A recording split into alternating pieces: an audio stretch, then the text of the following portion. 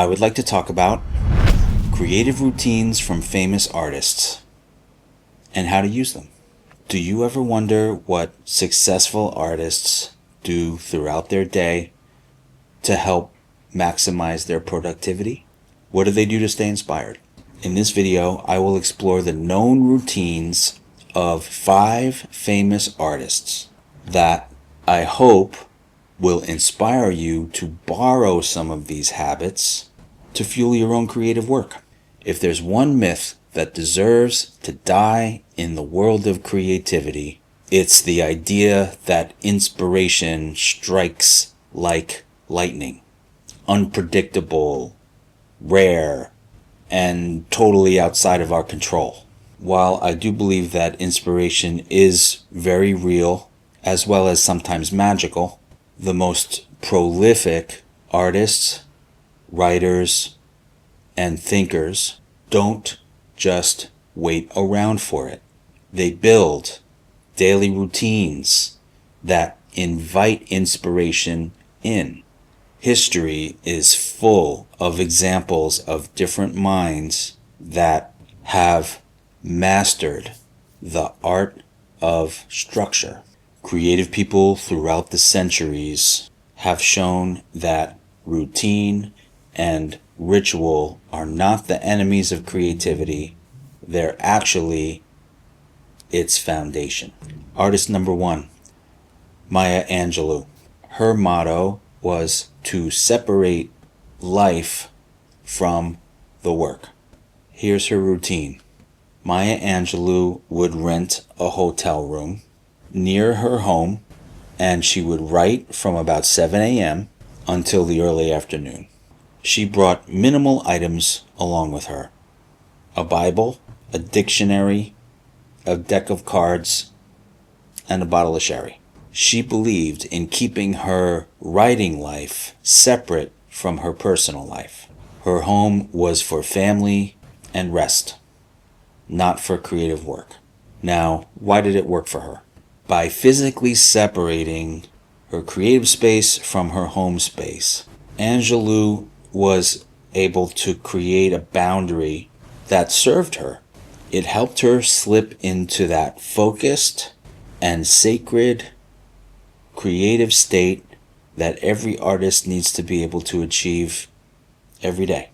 So, how can you use something like this? Well, you don't have to rent a hotel room, but you can carve out a dedicated space, even if it's in your home environment, for your creative work, even if it's a corner of your house or your apartment, even if you go to a cafe where you feel inspired to sit and do your work. There's something about your mind associating creativity with a space. When you create that boundary between your work, your creative work, and your life, it can allow you the permission to really focus, therefore making it easier to drop in to the creative flow. Artist number 2, Ludwig van Beethoven. His motto was that morning rituals are powerful. So Ludwig van Beethoven woke up at dawn and meticulously then counted 60 coffee beans to make his morning brew. Yes, he counted them. Then he sat at his desk and composed until 2 or 3 p.m. He would then go on a long walk in nature, always carrying a notebook so that he can jot down his musical ideas. So why did this work for him? Something about the routine of predictable activities, including the writing process, it produces a creative consistency. His routine really had the best of all possible worlds, including the walk that he took after he finished working, which opened up the muse for creative ideas to flow in, as well as giving him a chance to relax his mind. So how do you use something like this? I think the first point is that ritual matters. Whether it's making your cup of coffee in the morning, lighting a candle, playing a specific playlist of music. Having a morning routine, it can help transition you into a productive, creative mode. And definitely don't underestimate the value of taking a walk. Movement is a real catalyst for breakthroughs and ideas. Artist number 3, Haruki Murakami. His motto was that discipline was a true portal to creativity. Murakami is a writer who wakes up at 4 a.m. and writes 5 to 6 hours. In the afternoon, he runs or swims, reads, and listens to music. And he goes to bed at 9. He repeats this routine every single day while he is in novel writing mode. So this could go on for months at a time. So why does this work for him? Murakami believes that repetition itself is what allows him to dive deeper into his subconscious. His connection to the routines that he does is not glamorous or anything like that. It's actually almost monk-like. But it provides the mental clarity that is required for him to immerse himself into the world of the novel. So how can you use something like this? I think the biggest takeaway is that consistency really overpowers intensity. So you don't necessarily need to wake up at 4 a.m. in order to borrow this idea. But try creating a window of uninterrupted time. And it's within this window where you can tackle your creative work. Think about it like a training session for your creative mind. Artist number 4, Frida Kahlo.